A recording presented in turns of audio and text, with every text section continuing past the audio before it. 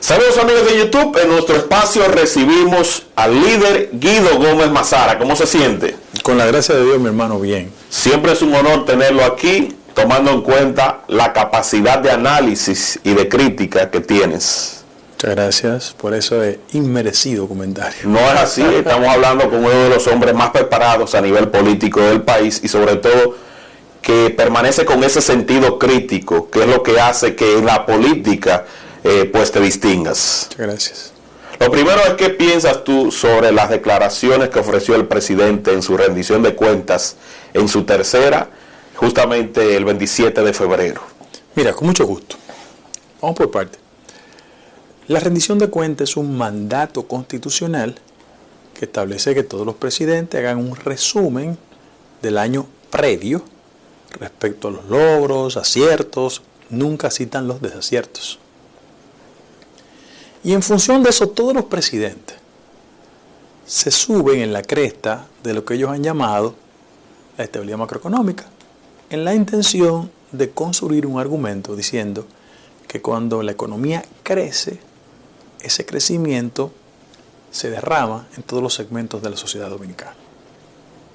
Estadísticamente, el modelo de crecimiento en la República Dominicana desde hace 25 años lo que ha demostrado es que ese proceso lo que hace es concentrar en pocas manos el crecimiento. Vamos a los números. En el año 1998, el estudio que hizo el Banco Central estableció que el 10% de los más ricos concentraban el 34% de la riqueza, hace 25 años. Hoy, el 10% de los más ricos concentran el 55% del ingreso. Los ricos más ricos. ¿Qué significa eso? Que el modelo dominicano es un modelo de crecimiento, pero que profundiza la inequidad social y los niveles de desigualdad. Hay un pensador que se llama Thomas Piketty, es francés, es Piketty, pero bueno, que es casi una Biblia obligada, porque tiene un trabajo que se llama La historia de la desigualdad, donde que revela cómo el modelo económico, contrario a hace 100 años, donde las tesis marxistas dividían el pensamiento, obedecen a cómo los niveles de inequidad en toda sociedad producen ese proceso desigual. En el caso de la República Dominicana, el 10% de los más pobres representa el 1% del ingreso nacional. Entonces, el 10% de los más pobres generan el 1% del ingreso. Ahora, ¿qué significa esto? Que yo como dirigente del partido voy a venir a hostigar las políticas de mi gobierno. No. Yo soy una persona que tiene pensamiento propio. Y en los aspectos que yo coincido con el gobierno, los aplaudo. Un gobierno que hice mi esfuerzo para que ganara. Ahora, nosotros, como personas con conciencia democrática, creemos que en los partidos plurales, de verdad, las corrientes de pensamiento tienen que expresarse. ¿Qué ha pasado con el actual modelo? Que en gran medida está calcando las tesis del PLD en la dirección de que el crecimiento de la economía es una mejoría sustancial en el nivel de vida de la gente. Y eso no es así. Mira, con un entorno internacional difícil, el gobierno ha tenido como logro generar un nivel de crecimiento, 4.9%. Ahora, ¿cuál es el problema? Que si bien es cierto, reconocemos el crecimiento de 4.9%, cuando tú lo comparas con el año anterior, que es el 21, la economía dominicana creció en 12%. ¿Qué significa? Que entre un año y otro el proceso inflacionario redujo 7% el nivel de crecimiento. Más elemental, no puede haber una mejoría sustancial del nivel de vida de los dominicanos cuando el modelo económico decreció tanto. En este caso específico, el año 21, 12, ahora 4.9. Ahora, el presidente legítimamente tiene que vender los éxitos de su economía. Y yo quiero decir que hay aspectos positivos en la gestión. ¿Cuáles pudieras enumerar positivos? Mira, yo pienso que el gobierno, primero, lograr crecimiento limitado es una acción positiva. Yo pienso que cuando el gobierno ha hecho un esfuerzo de apreciación del peso con respecto al dólar, está dando señales positivas. Cuando el gobierno, por ejemplo, adquirió vía recompra Refidonza, hay que reconocer que es un gesto positivo. Cuando el gobierno dominicano, por ejemplo, establece reservas por 14 mil millones de dólares, la cosa está bien. Ahora, el gran debate, no solo en República Dominicana, en la región, es cuando la economía crece, ¿quiénes crecen? Repito, hay un modelo que concentra el crecimiento en pocas manos. Vamos a los indicadores macroeconómicos, porque esta es una discusión civilizada. Aquí no hay que alterarse ni insultar a nadie. Ni subir el tono de voz para lucir más guapo, Mira, ni más envalentonado. vamos a los elementos macro. Endeudamiento. El gobierno, en la actual coyuntura, ha generado 27 mil millones de dólares de deuda en 2 años y medio de gestión. Es una cifra escandalosa. Muy alta. ¿Qué significa eso? Que en el presupuesto nacional, para el pago de los intereses, tenemos que disponer de 21 mil millones de pesos mensuales, no para la amortización. Entonces, el gobierno tiene un esquema económico restrictivo, porque las políticas macroeconómicas emanadas por las autoridades, fundamentalmente por el Banco Central, el año 22 se caracterizó por un factor: el incremento de la tasa de interés. ¿Por qué se incrementaron la tasa de interés? Pasaron de 3 puntos a 8.5.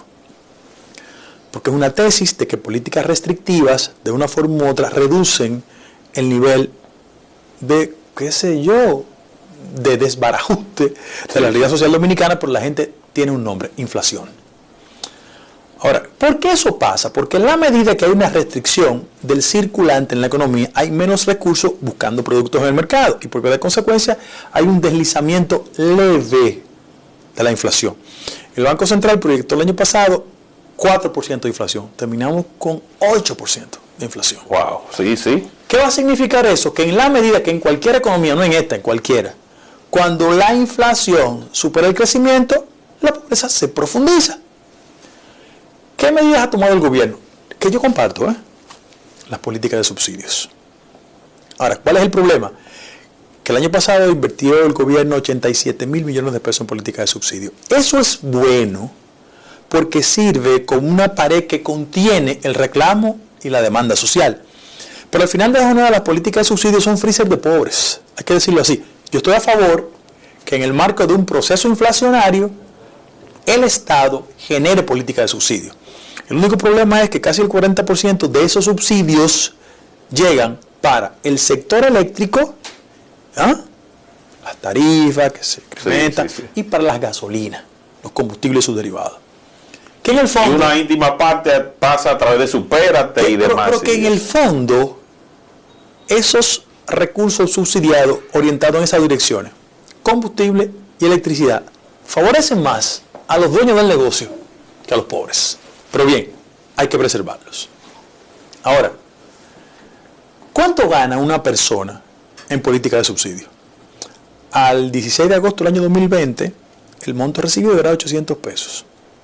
Y recibían 850.000 dominicanos. En la actualidad, como incremento de la política de subsidio, porque en gran medida es una forma de contener la ira ciudadana, la insatisfacción de los sectores más pobres, y por qué no decirlo, controlar la rabia social. Sí. Entonces, ¿cómo se ha incrementado ese monto? Pasó de 850 a 1.600. Y de 850.000 personas reciben 1.4. Ahora, vamos al ejercicio matemático de finanzas públicas. El poder adquisitivo del ciudadano dominicano, tuyo, mío, perdió un 10% de valor. Es decir, cuando tú comparas el año 21 con el 22, lo que tú recibes mensualmente decreció en capacidad de compra 10%. Un 10%. Mira cuál es el gran inconveniente que tenemos los dominicanos. Es que los procesos de inflación, como debilitan el poder adquisitivo de la gente, tú te preguntas, ¿cuántos dominicanos y dominicanas están en el circuito del empleo formal? 2,3 millones. 29% de ellos, 29, están en el sector público. El resto en el sector privado. Te lo voy a desmenuzar. Excluyo 800.000 dominicanos que están en el sector informal de la economía, pero todo el mundo sabe que el sector informal de la economía genera bajo salario y baja calidad en el empleo. Ahora, vamos al sector formal, es decir, la gente que reporta en la Tesorería de Seguridad Social. Sí. Mira, el salario promedio es 28.800 pesos. Promedio. ¿Cuál es el problema? Que en el sector privado, de 50.000 pesos en adelante, el salario para el sector privado es mucho más atractivo que en el sector público. Para el sector público 80.000 pesos. Para el sector privado 123.000. Pero cuando tú desciendes de 50.000 pesos El área pública es mucho más atractiva porque el promedio es alrededor de 36,000 pesos contra 25,000 del sector privado. ¿Cuál es el inconveniente? Que 77% de los dominicanos que declaran la Tesorería de la Seguridad Social, lo que ingresan, reciben salario por debajo de 30,000 pesos. Y la canasta básica, Entonces, cuando tú haces el cálculo de la canasta básica, que está en 45. pero mira lo que ha pasado. Te voy a hacer una descripción de la canasta básica, porque este tipo de programa permite traducir en números lo que a veces la pasión de la discusión política no acepta. Canasta básica. Al quintil más pobre, la canasta básica se le incrementó 2,000 pesos más. Al más rico, 3,000 y tantos más. Ahora, ¿cuál es el problema? De orden práctico, para que la gente lo sepa. Que el Banco Central, no Guido Gómez Mazara, dice que el quintil más bajo necesita 24,000 pesos mensuales. El más alto, 64,000, para hacer una media de 42. Sí.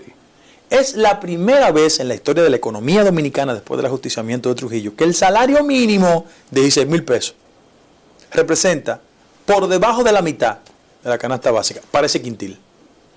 Es decir, salario mínimo en este país es un equivalente a $318, 16,000 y tantos pesos. Pero la canasta básica para los más pobres es de 24.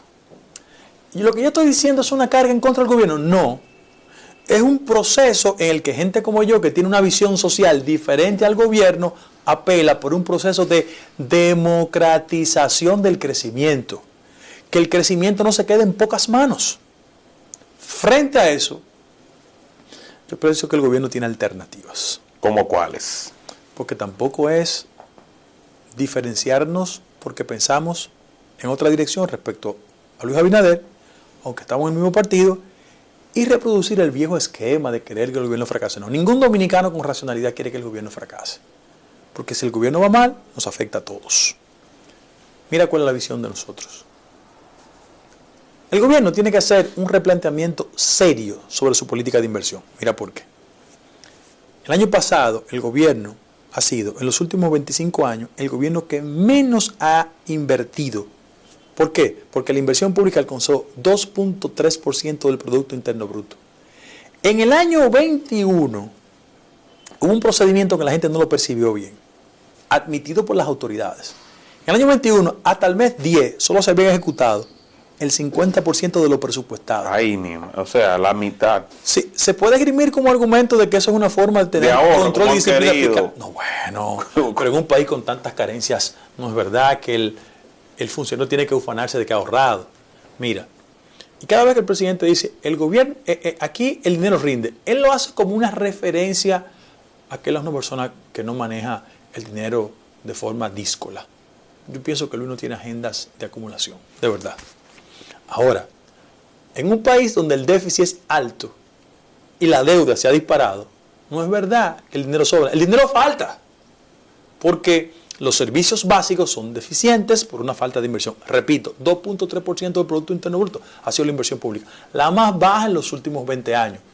Claro está, todo eso acontece en el marco de una situación de sección, donde primero vino el COVID-19.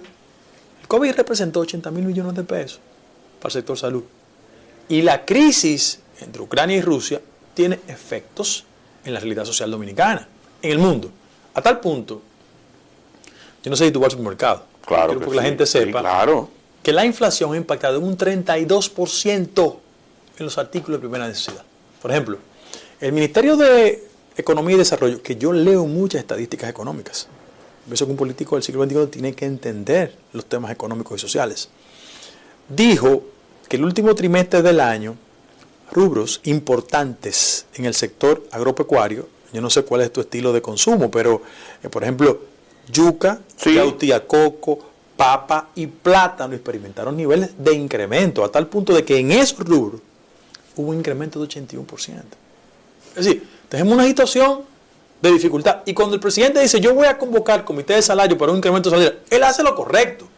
Ahora, hacerlo es el reconocimiento de que el factor inflacionario ha impactado tanto que hay que hacer en el bolsillo de la gente que hay que hacer los ajustes. Hay que hacer el ajuste. Y entonces, ¿cómo tú ves esa propuesta del presidente, ese planteamiento, donde hace un cálculo con el año 2011 en comparación con el actual y dice que a la gente hoy día le rinde mucho más el dinero al momento de hacer la compra de la canasta básica, argumento que ha sido desmontado también por parte de la oposición. Quizás por mi origen, yo soy una persona muy respetuosa de los trabajadores, por donde yo vengo. El hilo del argumento fue respecto de la capacidad de compra del pollo index, pero de los trabajadores. Sí. Bueno, primero, no pienso que haya sido inteligente de quienes le escriben el discurso al presidente, son los llamados ghostwriters. Yo sé quién se lo escribe, es un español con mucha cultura, que lo trajo Pepe Bono al país, con experiencia. Pero mira cuál es el problema, el de los cálculos. Una economía no puede irse al terreno de las estadísticas cuando se ha desarrollado en el marco de un proceso inflacionario, porque cuando lo hace con otros periodos donde el proceso de crecimiento superó la inflación, no hay forma posible de tú salir ganancioso de ese proceso. Y en el 11 no teníamos el nivel de inflación que tiene la República Dominicana hoy en día. Y por vía de consecuencia se hace un cálculo acomodaticio de esa realidad. Frente a ese acontecimiento, yo quiero decir aquí que para mí los trabajadores dominicanos son algo más que comprar pollo. Totalmente. Son ciudadanos que tienen acceso a los medicamentos a bajo costo, a un techo. Abro paréntesis. Después del incremento de la tasa de interés, si una persona adquirió en el año 18, vía crédito hipotecario, en cualquier institución, una casita en Alma Rosa, y tenía que pagar 24,000 pesos mensuales a la hipoteca, ¿sabe cómo sale disparado? De 24 a 26,600. En una persona de clase media, eso tiene un impacto.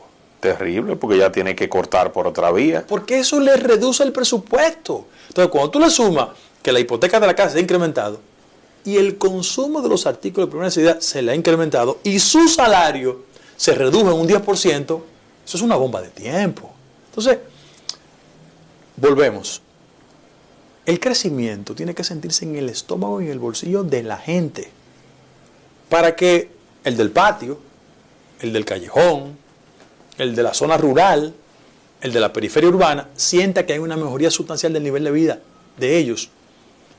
Cualquier persona que nos está viendo nosotros, que viva en Vengan a Ver, que viva en Miches, que viva en Hostos, en San Francisco de Macorís, que vive en Dajabón, o que vive en Los Alcarrizos, pregúntale, cuando tú vas al supermercado, ¿tú compras más con menos o más con el igual salario que tú tenías? No. Entonces es una realidad que le ha tocado al hoy presidente de la República. Sí, pero el país cuando votó por el cambio, y es un reconocimiento que yo debo hacerle, porque el déficit histórico de los gobiernos nuestros era que no sabemos conducir correctamente la economía. Bueno, el actual equipo económico ha dado manifestaciones de que tiene destrezas en el manejo de la economía. Cuando tú juntas a Héctor Valdés, cuando tú buscas a Yayo, a Luis Valdés, al ministro de Hacienda, te das cuenta que ellos han demostrado. No, óyete, la recaudación se ha disparado un 18%. Ese es el hecho. Nosotros no discutimos la eficiencia de ese sector. Lo que estamos diciendo es que el dominicano hoy tiene menor poder adquisitivo que hace 2 años. Y por más teoría, cuando la gente no siente el bienestar en el estómago y en el bolsillo, ¿qué pasa? Reacciona con ira. Eso es lo que estamos explicándole a los amigos del gobierno. Sobre el tema de Haití, el presidente nueva vez retomó esto, indicando que desde aquí se han deportado unas 171,000 personas que estaban en condición de ilegalidad, e invitó a la oposición a hacer un pacto donde se garantice de que ciertamente se pueda dar fiel cumplimiento a lo que se acuerde en miras al futuro con relación al tema haitiano. Es necesario un pacto para cumplir con la Ley General de Migración, es necesario un pacto para que nosotros tengamos que deportar a los que se encuentran de este lado del país en condición de ilegalidad. Mira, José, ese es un juego de política que hace Luis Abinader. Mira por qué. Él sabe perfectamente, porque lee estadísticas y encuestas, que el tema de las deportaciones y todo lo que concierne al tema haitiano genera simpatías político-electorales en franjas que históricamente no votaban PRD, y si votaron PRM era la intención de castigar al PLD. La franja conservadora pasó de ser simpatizante de Joaquín Balaguer a Leonel Fernández y Danilo Medina. Esa es la verdad. ¿Por qué? Porque en el viejo partido, como en el nuevo, la etiqueta de liberal nos hacía andar a distancia de ese tipo de propuestas, fundamentalmente por el líder histórico de nuestro partido, el doctor Peña Gómez, Sí. que se le hicieron campañas terribles en su contra. Ahora, Luis sabe que él, posibilitando ese discurso, se roba una parte del electorado. Luis es una persona que tiene una concepción conservadora. Eso está fuera de discusión. Aquí nadie le discute el derecho de que el Estado dominicano defina políticas migratorias. Y nadie discute que ninguna potencia extranjera tiene que intervenir en los mecanismos locales respecto al tema de las deportaciones. Eso está fuera de discusión. Yo soy una persona progresista y mi político referencial se llama Barack Obama. Lideró los procesos de deportación en los Estados Unidos.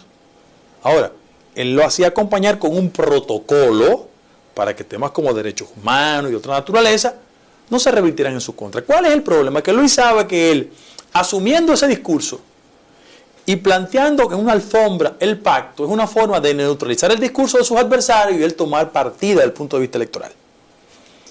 Frente a eso yo quiero hacer una simple advertencia. Porque yo tengo humildes conocimientos en materia de política exterior, porque la he estudiado. Y es parte de mi área de conocimiento como profesional. Mira, esa postura en la actual coyuntura le podría generar simpatías. Bien, te compro el alegato. Ahora, a mediano y a largo plazo le va a traer perturbaciones. ¿Por qué? ¿Por qué? Porque él sabe qué país y qué mecanismos institucionales tienen la enorme capacidad de pisarnos los callos constantemente respecto al tema de derechos humanos, discriminación y política de deportación. Estados Unidos. Bien. ¿Tenemos embajador? No. Al embajador Thomas, que era el jefe de la misión, ¿qué pasó? Lo mandaron para el Departamento de Estado. Es la primera vez en los últimos 30 años que el país no tiene ni embajador ni jefe de misión. Ay, ay, ay. Además, a mí esa expresión de él, asumiendo un discurso de corte nacionalista revolucionario, que eso yo pienso que nadie en este país que ha observado la conducta de Luis lo asocia a eso. Pero como él sabe que electoralmente le genera beneficios, él asume esa postura. Esa es una postura propia de los dirigentes con un discurso de corte nacional antinorteamericano. O sea, si Narciso Isaconde dice eso, no hay problema. Claro, porque siempre ha sido su postura. Su historia, Sí. pero no Luis. Eso es como ponerle un uniforme a un liceísta de las Águilas. Tú dices, pero ven acá. Pero bueno, él quiere generar simpatías. Ahora bien, anota esa fecha. A mí se me parece esa reacción de corte electorero. Repito, yo estoy a favor de la política de deportación y yo estoy con la ley de trata totalmente en desacuerdo con el principio de que de no devolución. Sí. Estoy en desacuerdo con eso. Sí. Ahora, esa postura de él se me parece a aquella reacción de Danilo cuando Wally Brewster habló de corrupción. Sí. ¿Qué corrupción? ¿Qué Se la corrupción? negó. ¿Qué corrupción? Y después vinieron consecuencias. El presidente de la República, que no lo sabe todo, no puede saberlo todo, tiene un buen canciller que conoce y tiene cultura política norteamericana. Debe saber perfectamente quiénes son los grupos que gobiernan la sociedad norteamericana de hoy en día. Biden, Harris. En los Estados Unidos hay un proceso poco observado desde aquí, donde minorías étnicas se hicieron mayorías electorales.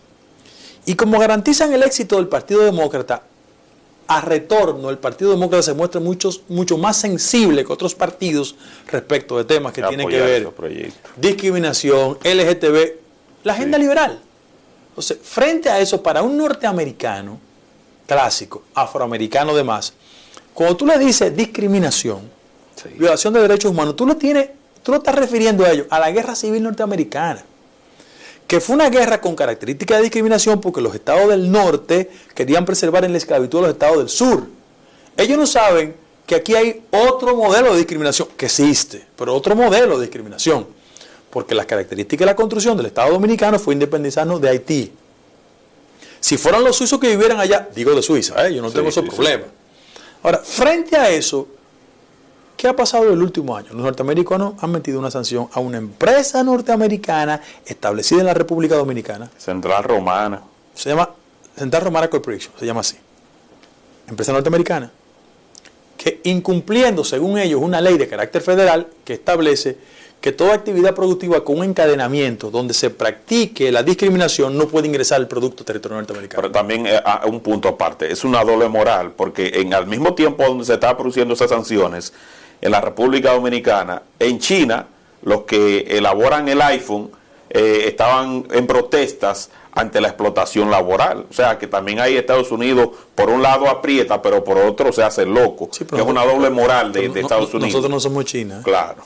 Nosotros somos República Dominicana. Sí, sí. Por eso debemos tener mucho más cuidado, sin genuflexión, pero haciendo una lectura respecto de quién cabildea institucionalmente, como pasa en Estados Unidos. Mira cuál es el problema. ¿A quién escogió el gobierno dominicano de representante o cabildero en Washington? Roger Noriega. ¿Quién es Roger Noriega? Fue subsecretario de Estado para Asuntos Latinoamericanos. Republicano. Un gobierno demócrata que selecciona de antemano a una figura republicana, le pone un stop. Segundo lugar, Noriega es de origen cubano. Biden fue vicepresidente, jefe de la política exterior y anduvo por toda América Latina.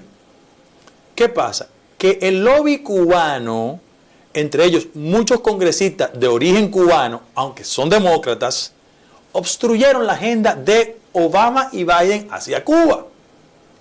Hubo una apertura, Trump le dio para atrás, en coordinación con sectores del Partido Demócrata pro-cubanos. Entonces, ¿cuál es la reacción del Departamento de Estado?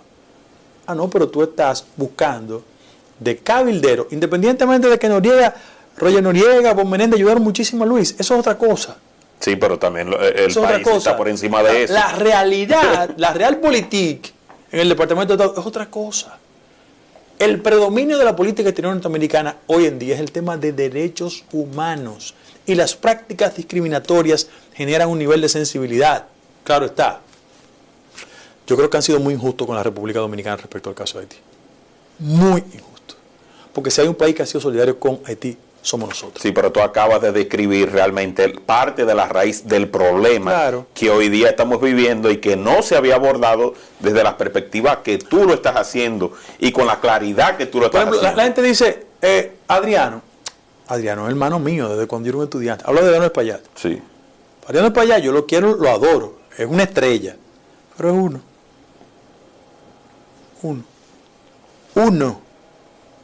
Entonces, nosotros todavía no tenemos la fuerza política para actuar con niveles de desafío impropios en esta época donde el protocolo, la racionalidad y el sentido común debe prevalecer.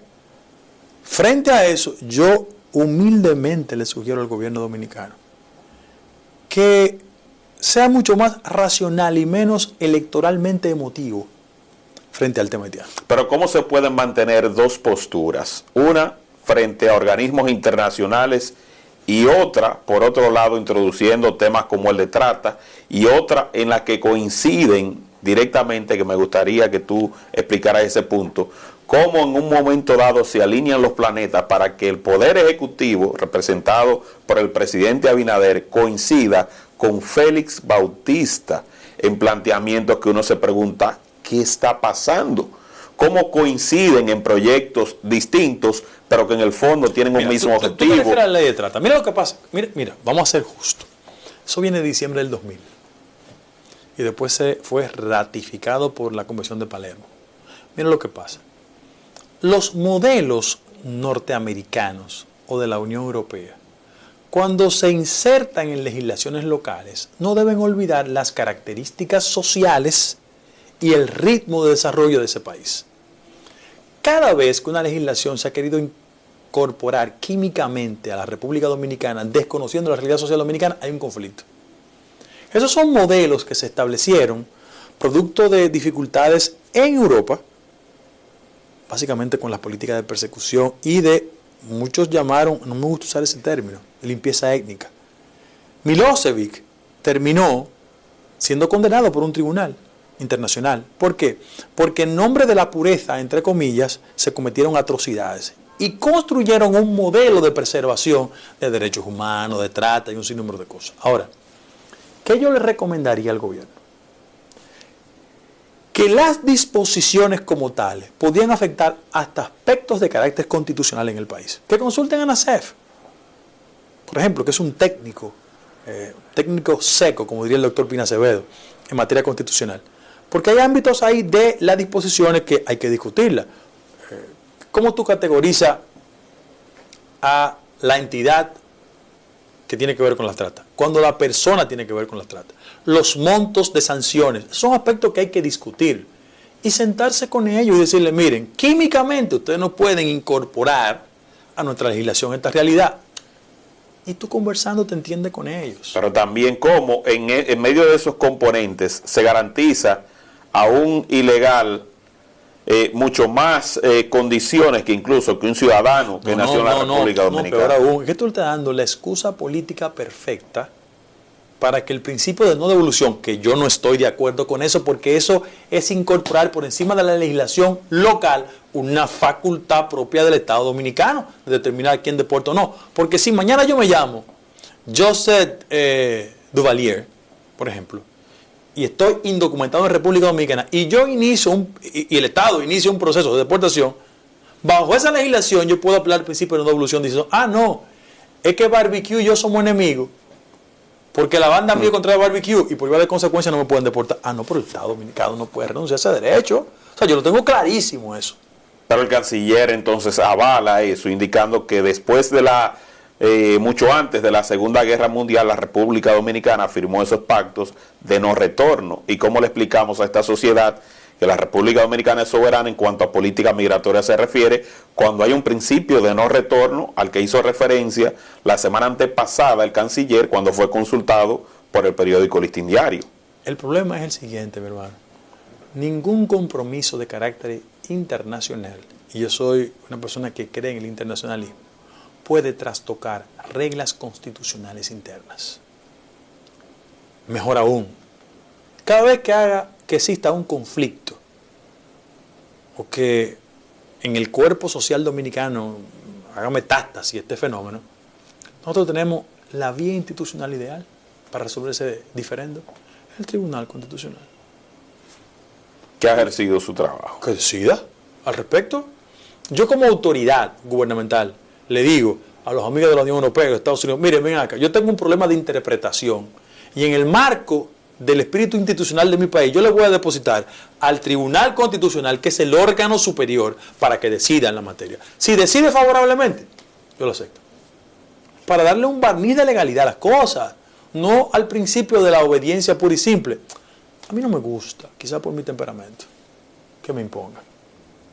Si frente a la lógica del razonamiento, tú me convences, no hay problema, sin esquivar reglas de carácter legal. Porque mira lo que pasa con el tema haitiano.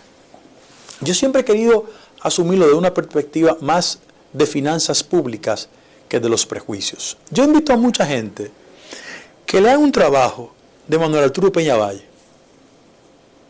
que se llama La República Dominicana y la República de Haití. Lo escribió en conjunto con Jean Pierre Mars.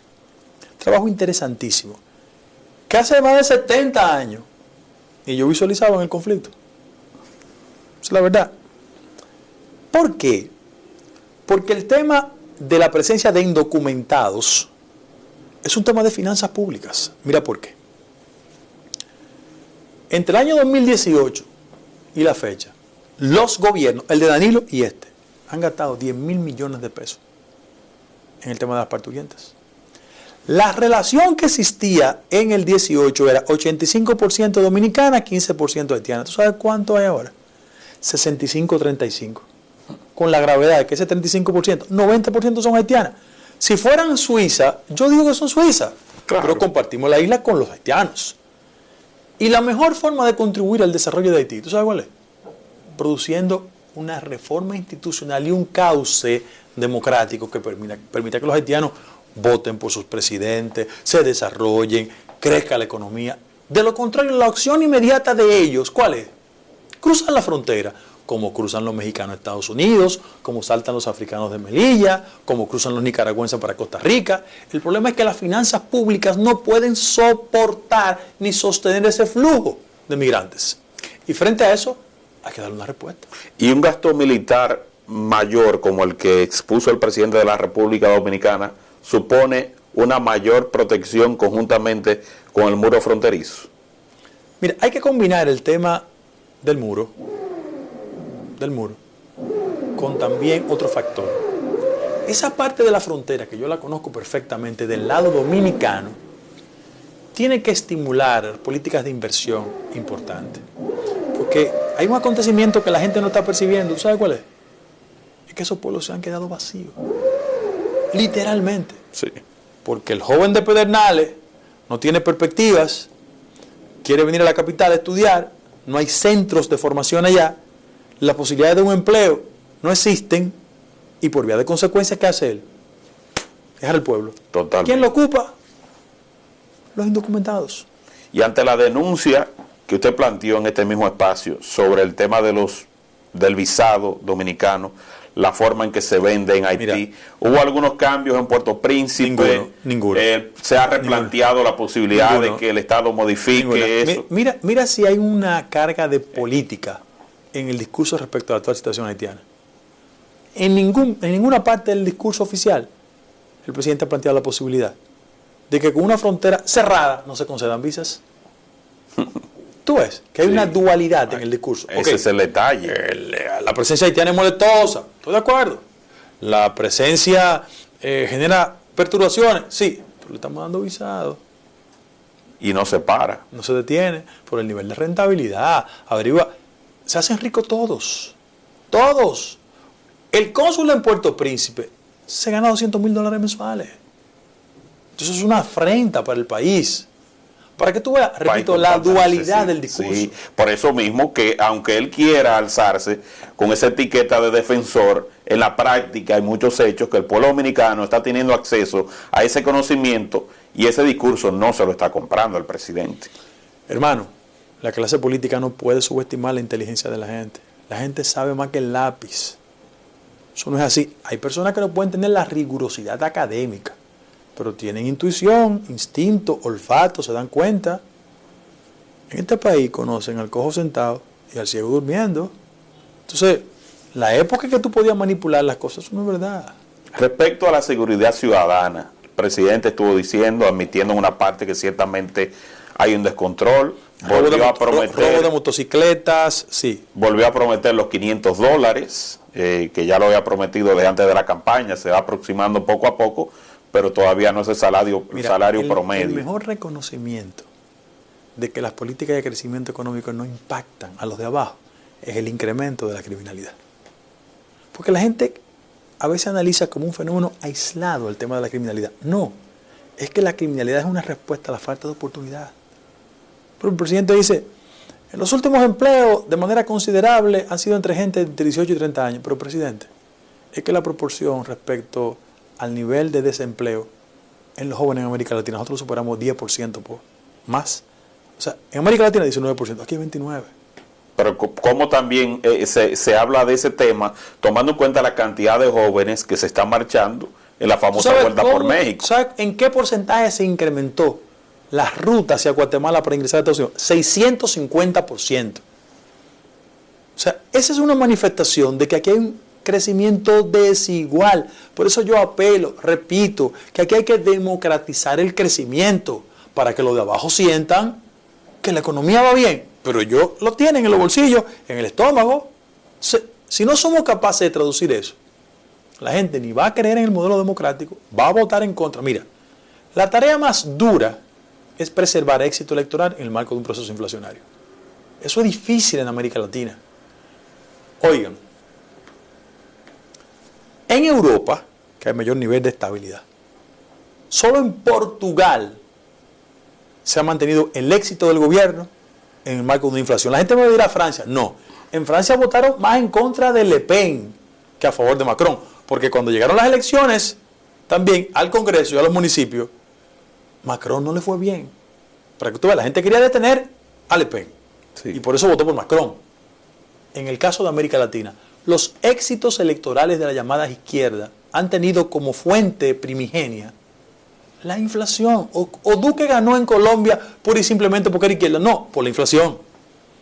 O ganó Lula de nuevo por la inflación. Señores, Lula tiene la tarea de devolver 33 millones de gente en la pobreza, que los 40 que él devolvió, Bolsonaro lo sacó. Sí. Y vayan punto por punto, vayan a Honduras, para que se den cuenta de lo que está pasando. Vayan a Costa Rica. El factor inflacionario es la fuente de perturbación ciudadana y de votos contrarios. Oye, Correa vuelve y gana en Ecuador. Porque es que la gente está sintiendo los efectos de un proceso inflacionario. ¿A quién culpa? ¿A quién gobierna? Sí. Y sobre las pretensiones que se han estado comentando en diarios de circulación nacional de modificar la Constitución para reducir el porcentaje de ganar en primera vuelta, todavía no hay nada formal, pero se ha comentado que se pretende bajar de un 51 a un 41%. Pero es un disparate. Es un disparate. Una locura. Eso es la incapacidad de reconocer que la sociedad cambió. Pero si el PRM se embarca en un proyecto para reducir ese porcentaje, eso es una patada en el trasero a tanto esfuerzo y discurso pretendiendo ser diferente al PLD. Eso es un harakiri, es una locura. Una locura tremenda, la de fomentar eso, que no es la primera vez que se comenta, se ha estado comentando. Pero que lo hagan, que lo intenten hacer, que el Congreso se vaya a llenar de gente impidiendo eso. Como fue Luis y Leonel, a propósito de la que la gente hace asociaciones malsanas. Sí, sí, que han coincidido mucho también y que en un momento dado también en las elecciones pasadas fueron aliados. ¿Pero con quién hizo el pacto? Con Leonel Fernández. El PRM, fue con Leonel. Y sobre esta compra de alcaldes, ¿cómo usted ve ese proceso de esos nuevos alcaldes? Es una asquerosidad. Yo soy una persona coherente. Nosotros decíamos en el PRM, estando en la oposición, de que eran prácticas non santas, que era una forma de resquebrajar la militancia política y que se hacía con dinero público. La mejor muestra de descomposición es que el síndico de Jaquimelles, Carlito Pollo, así le dicen, fue en el año 2017 acusado por el PRM de corrupción. En 2 grados jurisdiccionales le ratificaron sentencia. Y el 12 de enero del 23 de este año, la Suprema Corte de Justicia lo ratificó y lo condenó por corrupción. Va a tener que cesar allá. Y el PRM fue y lo juramentó. Total desacierto. Locura. Eso es una locura. Un desconocimiento. Pero ese método lo utilizó Danilo y Gonzalo y perdieron. No le hace daño al interno del partido, claro que sí. De esos dirigentes del PRM que se ven desplazados, claro que sí, y que tenían una oportunidad electoral para el 2024 y que hoy día no representan nada para esa institución. Claro que sí, y yo lo voy a seguir diciendo. Si alguien piensa que yo voy a entregar mi cabeza y mis convicciones porque malentienden que la militancia en el partido de poder es un acto de complicidad, eso no es conocerme. Yo tengo una hoja que comenzó antes de yo venir al mundo. Porque por convicciones mataron a mi papá y a mi tío. O sea, yo no estoy en la política porque quiero tener una contrato o una iguala. Yo tengo convicciones. ¿Usted está de acuerdo conmigo o no está de acuerdo?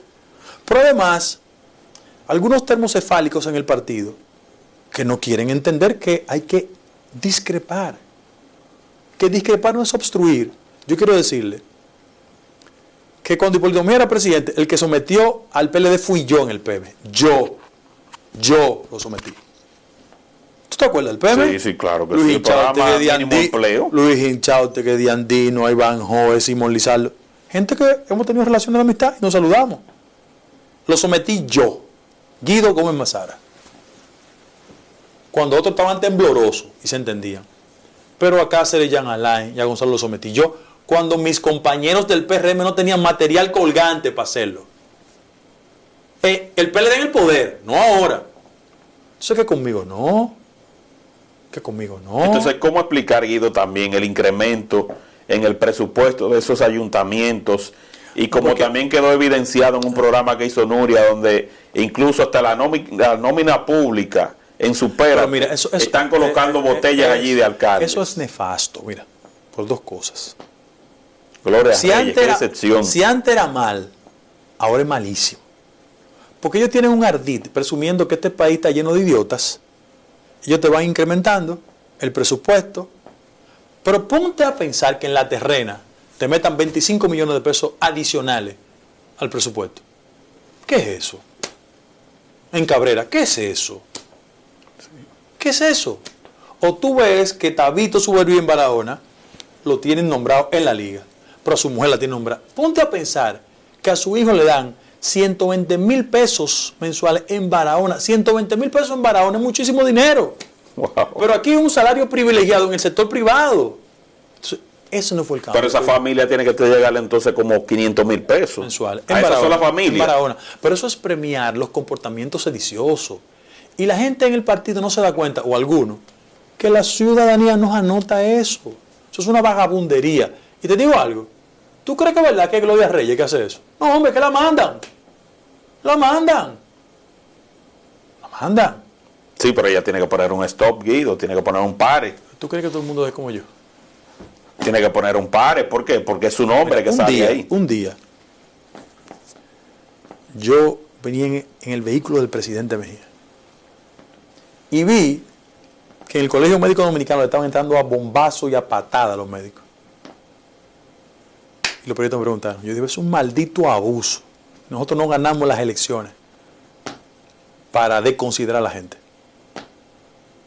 Hipólito, ¿qué Guido no opina de eso? Yo pedí una carta de renuncia, búscalo, y entregué todo mi vaina y me fui. A mí el poder no me cambia mis convicciones. Después me llamó y dijo, muchacho, tú eres como hijo mío, ven, que sé cuánto, acúsame, que eso fue, que sé cuánto. Y era una intriga de mandos policiales. Pero a mí, tú puedes estar en desacuerdo conmigo o de acuerdo, pero yo defiendo mis convicciones en el medio, arriba y abajo. Yo sigo pensando igual.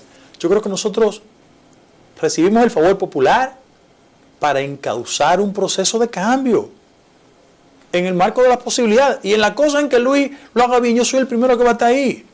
Pero ha sido una estafa el cambio, Guido. Yo pienso que no hemos llenado las expectativas. Se puede aducir de que la situación económica internacional ha sido una retranca, pero hay aspectos que, más allá de las dificultades en el orden internacional, han debido implementarse. ¿Cuál es la excusa para las tres causales? ¿Cuál es? Yo no estoy asumiendo una postura respecto al tema de las tres causales. Lo que estoy diciendo es que lo consignamos en el programa de gobierno. ¿A quién le tenemos miedo? A la iglesia. Uno, eso no es verdad, yo soy católico. Eso no es verdad. Segundo lugar, no acabamos con la política de endeudamiento. Pero le firmamos a los compañeros responsables de áreas electorales que iban a ser designados a la diáspora, que representa 1.200.000 votos para las elecciones ahora del 24.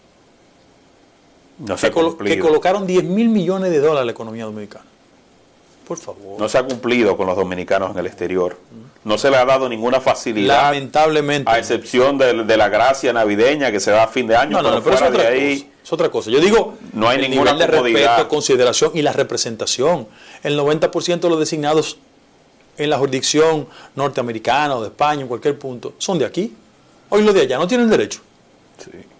Que en medio del frío, dificultades, pero por el amor de Dios. Pero ¿cómo podemos hablar de avance con un sistema educativo como el que dejó Furcal? ¿Cómo podemos hablar de avances dentro del crecimiento económico cuando el dominicano no puede tener acceso a un pasaporte y tiene que hacer una fila kilométrica y tiene que decir que va a salir de emergencia para ver si le facilitan las condiciones y adquirir un mísero pasaporte? Yo aspiro y espero que Digna, amiga mía hace muchísimos años, le devuelva la tranquilidad a los ciudadanos de que recibir su pasaporte es un procedimiento normal. Es un acto de regresión. Porque las conquistas hay que estimularle a hacerla avanzar, no revertirlas. Colocar un sello y una lámina para evitar esa clase de cosas y fomentar a prácticas caos más grande que el transporte en este país. Sal a 1 hora, pico, por aquí donde nosotros vivimos. Eso es el cambio también. Pero Hugo Veras está diciendo bajo esa modalidad que para que no se pierdan los avances en el transporte, el presidente debe seguir. Yo era amigo de su papá, yo soy amigo de Hugo, yo no le voy a dar un tablazo ahora, pero bueno acá. Hubo la de Miguel. De tu amigo Miguel Vargas. No, Miguel Vargas no es amigo mío. Nunca ha sido amigo. Nunca fueron amigos. Él era una figura importante en el partido, compartimos en el gabinete, yo era funcionario él también, pero yo nunca he sido amigo mío. Miguel está haciendo oposición en este momento y fija su postura en determinadas circunstancias. Hermano, Miguel es un sinvergüenza de la política. Hay una auditoría de 2.000 y pico millones de pesos que no cuadran allá, de la que maquillaron y la han desmaquillado. Solo en un país como este, Miguel Vargas opina de política. Un sinvergüenza. ¿Qué ha pasado con esa auditoría? Ella está desmaquillada, yo estoy esperando que lo oficialice. Hablando de maquilladores, ¿qué ha pasado con Hugo Álvarez? Porque incluso hasta la magistrada Mira pero Germán. déjame darte un dato. Aquí hay cosas que se manejan en silencio. La oficina de abogado que cobró de forma ilegal un dineral, unos millones de pesos, el Tribunal Superior Administrativo mediante sentencia los obligó a devolver los cuartos. Los 2.000 millones que se están haciendo. No, los 5 y punto y pico de millones. De unos abogados que escriben mucho Twitter, que le fue muy bien con Danilo, que tenían igualas en todas las entidades eléctricas. Que estaban con Jean Alain también. Eso mismo. Tuvieron que devolverlo. Eso devolvieron lo que se le pagó. Sí, mediante sentencia, el TCA. Oh, pero eso se mantiene muy calladito. Eso se mantuvo muy callado. Si fuera Juaniquito Pérez o Luis el Cojo de San Carlos, eso está en todos los periódicos. Y rabiosos que son ese grupito en las redes. Rabioso. Sobre el caso de Donald Guerrero, ¿qué ha pasado con Donald Guerrero, Guido? Porque denuncia a DOCO que ya se tenía todo listo, se tenían 59 personas, tú mismo has hecho referencia. Pero el tema de Donald está definido. ¿Pero por qué no cae? Mira, hay una retranca del Ministerio Público, está a la cabeza del Ministerio Público impidiendo que esto se conozca. Todo lo contrario. Por tener en la cabeza del Ministerio Público la persona que tenemos, es que eso tomó su curso final. Lo que pasa es que hay unos acuerdos que hay que cumplir de devolución. Y es cierto que ya más de 2.000 millones devueltos. 2.140. 2.000 de 17.000 o 12.000 que se tenía estipulado. No, pero mira, la gente aquí no es justa. Mira, cuando tú sumas lo que se devolvió en la OISOE, 500. Sí. Lo que devolvió un coronel, 1.000. Ahí van 500 y 1.500 van. Sí. Y lo que habrá de devolver en el caso de Donald, estamos llegando casi a 5.000 millones de pesos. Eso nunca se había visto, o sea que es positivo. pero claro que sí. Pero es muy pírrico. No con la velocidad que nosotros esperamos. Yo hubiese preferido procesos más efectivos. Por ejemplo, ¿por qué José Ramón no ha sido sometido? José Ramón Peralta. Sí. Todo el mundo sabe a qué yo me refiero. Que José Ramón tiene buenos amigos en el PRM. ¿Por qué la auditoría de la visita sorpresa no la han oficializado? Nunca ha salido esa auditoría. Son las complicidades. En eso que no estoy yo. Los pactos silenciosos. Subterráneos. La gente se da cuenta, la gente no es tonta. Sí, porque esa auditoría se cacareó mucho. ¿Por qué el tema eléctrico no terminan de definirlo? ¿No te llamó la atención que el presidente de la República en su rendición de cuentas no hablara del tema de la independencia del Ministerio Público y nada de eso? Le sacó el pie. Él hizo una inferencia. No le conviene ya la independencia del Ministerio Público al presidente. No. Para su posición política. Él está jugando más en la lógica de la repostulación que en la lógica de un mandatario.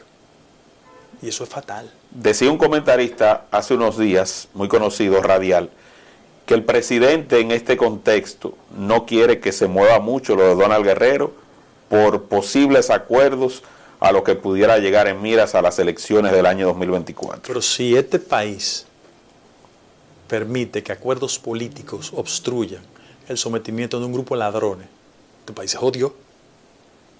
Porque el primero que va a estar en la línea de combate eso voy a ser yo. ¿Sabes lo que nos costó a nosotros construir una mayoría? Para que jugadas por detrás impidan que la decencia sea una regla en este país. Todos esos ladrones tienen que ser procesados. Tan elemental como eso. Pero se está hablando de acuerdos incluso previos, hasta en las altas cortes, para una vez lleguen estos casos por allí, que todo esto se derrumbe. Lo denunciaré. Con la responsabilidad que me caracteriza, lo denunciaré. Eso se está comentando mucho. Sí, pero lo denunciaré. Yo lo voy a denunciar sin ningún tipo de problema. Conmigo si no hay inconveniente. Porque yo ni tengo afán por pertenecer a grupos económicos, ni tengo interés por ser simpático a embajadas, ni ando fascinado por seducir a la prensa. No, yo tengo mis convicciones. Y sobre las aspiraciones políticas, Guido. Pero todo el mundo sabe que yo voy a oficializar mi candidatura en el momento en que la ley electoral me lo permita. Y lo voy a hacer. En junio, julio, ¿cuándo es? Junio. Va a ser junio, octubre. Pero el PRM estaría dispuesto a someterse a una convención interna o le va a pasar por arriba la ley electoral. Pero no habrá excusa, porque cuando competíamos por la presidencia del partido, Luis Abinader, no nadie más, Luis Abinader, le interesaba preservar a Paliza, porque Paliza no ganaba un proceso de convención, eso lo sabe todo el mundo. Yo tengo la suficiente discreción de no hacer de conocimiento público lo que conversé con el presidente, que es un hombre discreto. Pero fue Luis, el promotor de la convención de empleados, Luis Abinader. Ahora, esa era la excusa para Paliza. Pero él tiene que decirle a la sociedad dominicana, no utilizar que el Ardique, que es el partido que si no es él. Que si él quiere construir una mayoría en la sociedad, tiene que pasar por el tamiz del partido. Porque él compitió 2 veces contra Hipólito. ¿Y por qué no quiere competir ahora? Porque compite, eso es lo democrático. Eso le conviene al PRM. Que cita corrientes de pensamiento, que ellos representen la franja más conservadora, nosotros la más progresista. Pero la cúpula del PRM está abierta para que eso se dé, o van a utilizar la dedocracia para imponer al presidente. Cada vez que desde el poder se subestima la capacidad de reacción de los ciudadanos, la derrota llega. Pero Gonzalo no fue el resultado de una visión autoritaria de Danilo. ¿Qué le pasó? Miguel Vargas no creía que con su alianza con el PLD iba a ser figura. ¿Qué pasó? Perdió. Está destruido. Los pueblos son más inteligentes de lo que piensan sus élites. Olvídate de eso. O sea, que se puede someter el recurso de que se pueda usted candidatear. Pero y no se le puede violar no solo ese yo, derecho. Ramón, todo el que quiera participar, porque eso es lo democrático. Y no nos fuimos del Pero PRD. así se hizo en la pasada elección. Y no, pero claro, y no nos fuimos del PRD por eso. Por ejemplo, nosotros hemos hecho un planteamiento institucional. Hemos dicho, miren, primero, convención, voto universal, directo y secreto.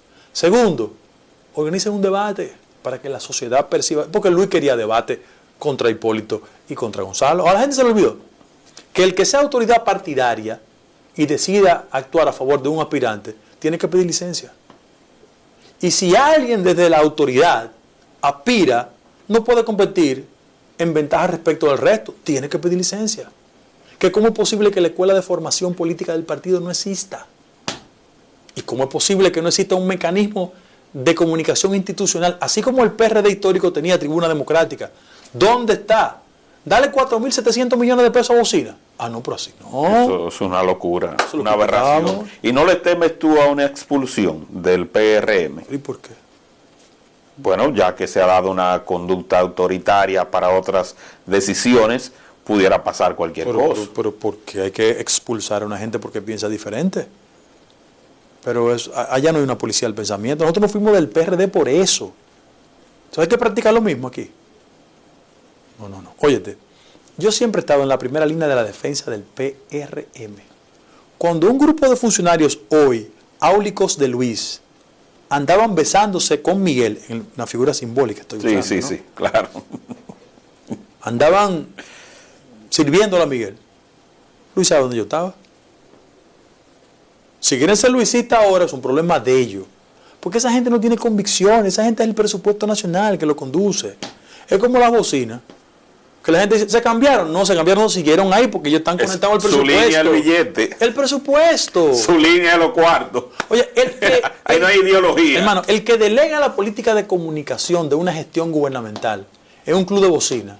Es como el que tiene una novia en Francia. Sí. Una finca en Vengan a Ver o un cepillo del 70. No tiene nada. Porque esa gente cambian. Automáticamente llegó el Porque flujo es el de presupuesto capital. nacional. Claro, automáticamente llegó el flujo de capital, se van ¿Tú con el que sabes más lo le dé. triste que es para mí, como parte de la generación, porque Luis y yo tenemos la misma edad? Que nosotros nos pasamos toda la vida cuestionando esos métodos rimbombantes, serviles, de cortesano. Y ver en la simbología del Congreso Nacional a un exponente del Senado de la República comportarse como un promotor vulgar de la repostulación. Por favor, Qué bajo ha caído Eduardo. Esta sociedad tiene que superar esos modelos. Qué bajo ha caído Eduardo Estrella. No, pero a Luis le gusta eso. Porque él tiene fórmula de decirle, no, espérate. Así no. Así no. O llenar el Congreso Nacional de filibusteros ahí. Yo con fui. piedras. ¿Qué es eso? Yo fui en ese escenario. Y con cartelones. ¿Pero qué es eso? Y todo Mi generación tiene la responsabilidad de no ser así. Qué pena que eso pase. Es una pena la política. ¿Cómo la gente puede unirse a tu propuesta electoral? Yo veo que tú recorres el país. Nosotros estamos y no solamente la República Dominicana, te vi por Honduras, te vi por España hace un tiempo. Las islas, Estados.